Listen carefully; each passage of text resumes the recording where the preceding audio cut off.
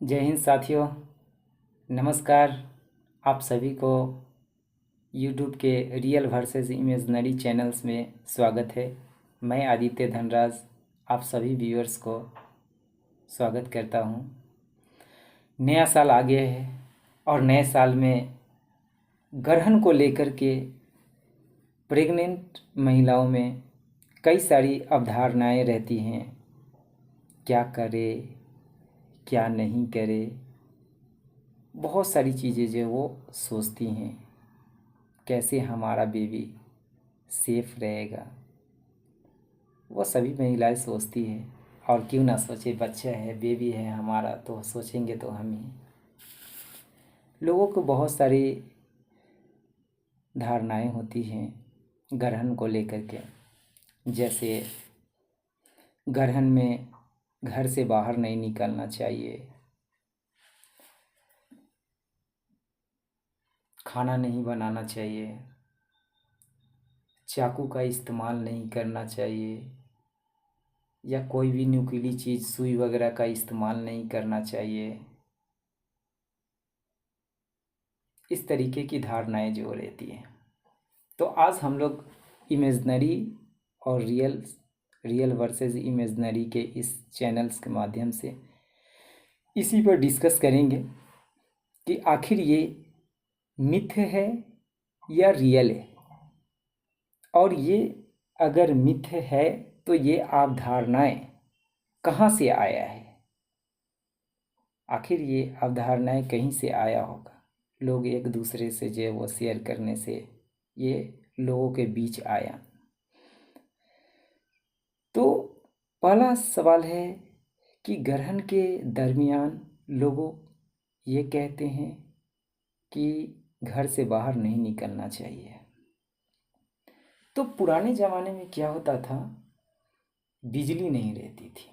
पुराने ज़माने में तो बिजली नहीं हुआ करते थे।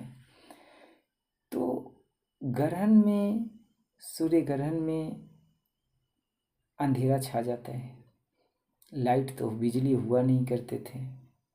इसलिए अगर आप घर के बाहर निकलेंगे, पुराने ज़माने में अगर घर से बाहर जो निकलेंगे तो हो सकता है तो आपके पैर फिसल सकते हैं। हो सकता है आप किसी चीज़ से जो वो टकरा करके गिर सकते हैं। आपको कोई चोट लग सकता है। आपके गिरने से बेबी को भी चोट लग सकता है। इसलिए आपको कहा जाता था कि ग्रहण के दरमियान घर से बाहर नहीं निकलना चाहिए।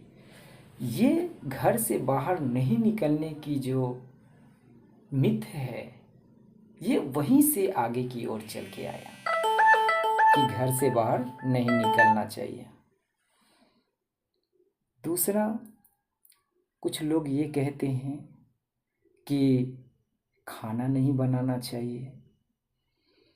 इसका क्या कारण है कि पुराने ज़माने में बिजली तो हुआ करते थे नहीं, किचन भी काफ़ी दूर हुआ करते थे। पहले तो लोग ये एक रूम होता था, उससे थोड़ा बाजू में आंगन, फिर आंगन के बाद किचन वगैरह थोड़ा दूरी पर हुआ करते थे। अब पुराने ज़माने में आंगन ज़रूर हुआ करते थे। तो ग्रहण के दरमियान जब अंधेरा रहेगा तो उस केस में आप जब घर से बाहर जाएंगे, किचन में, आंगन वगैरह में जाएंगे बर्तन धुलने या कुछ भी बाहर नहीं निकलने, या कि किचन में कुछ खाना बनाने आंगन को हो करके, तो हो सकता है आपका पैर स्लिप कर सकता है अंधेरे में, या फिर आपका किसी चीज़ से पैर टकरा करके आप गिर सकते हैं अंधेरा में। आपका किसी स्नैक्स वगैरह या कोई भी इंसेक्ट्स पर जो पैर रखा सकता है आप, वो आपको काट सकता है। इसके लिए ऐसा जो वो अवधारणाएं थी कि जो वो ग्रहण में घर से बाहर निकल करके खाना नहीं बनाना चाहिए। वाकई इसका अदरवाइज इसका कोई ये नहीं है, ये एक मिथ है कि उस समय खाना नहीं बनाना चाहिए। अब कुछ लोग ये भी कहते हैं कि ग्रहण में वॉशरूम नहीं जाना चाहिए, तो इसका भी सेम मीथ है। पुराने ज़माने में क्या होता था, घर में शौचालय वगैरह नहीं होते थे। इसके लिए आप जब घर के बाहर जाएंगे शौचालय करने, तो हो सकता है रास्ते में आप गिर सकते हैं, आपको कुछ नुकसान हो सकता है, आपके बेबी को चोट लग सकता है। इसके लिए ये अवधारणाएं वहीं से चलते हुए आया कि ग्रहण में घर से बाहर नहीं निकलना चाहिए, वॉशरूम नहीं जाना चाहिए। आजकल तो वॉशरूम घर के अंदर ही होता है, आप जा सकते हैं लेकिन अगर घर के बाहर है वॉशरूम तो और अंधेरा है, तो उस केस में जो है वो नहीं निकलना चाहिए, क्योंकि आपका पैर फिसल सकता है। दूसरी चीज़ कि खाना नहीं बनाना चाहिए, उसके लिए भी सेम चीज़ें था कि लाइट वगैरह नहीं थी, बिजली नहीं था। अंधेरा में अगर आप कुछ सब्ज़ी वगैरह कट करते हैं या कोई भी चीज़ कट करते हैं, तो हो सकता है आपका फिंगर कट सकता है, तो इससे आपको नुकसान होगा, आपको बॉडी को पेन होगा।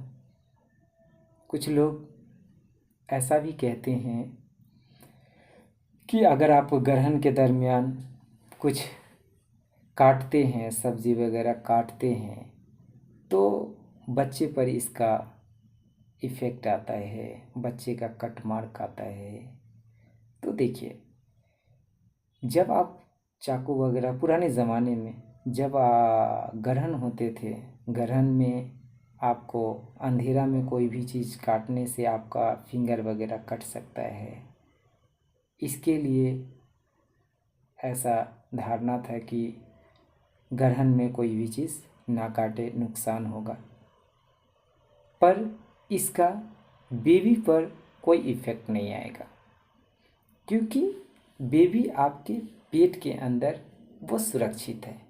जो भी कटना है, अगर आपने सावधानी नहीं बरता है, इसके कारण अगर आपको फिंगर कट गए हैं, वो आपको कटने हैं, बेबी पर इसका कोई इफ़ेक्ट नहीं होगा।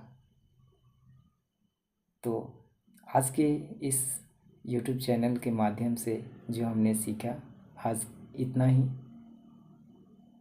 नेक्स्ट वीडियो में हम आपको लिए और भी चीज़ें नए साल के लिए जो लाएंगे कि रियल क्या है और इमेजिनरी क्या है। तो आज के लिए नमस्कार, इतना ही।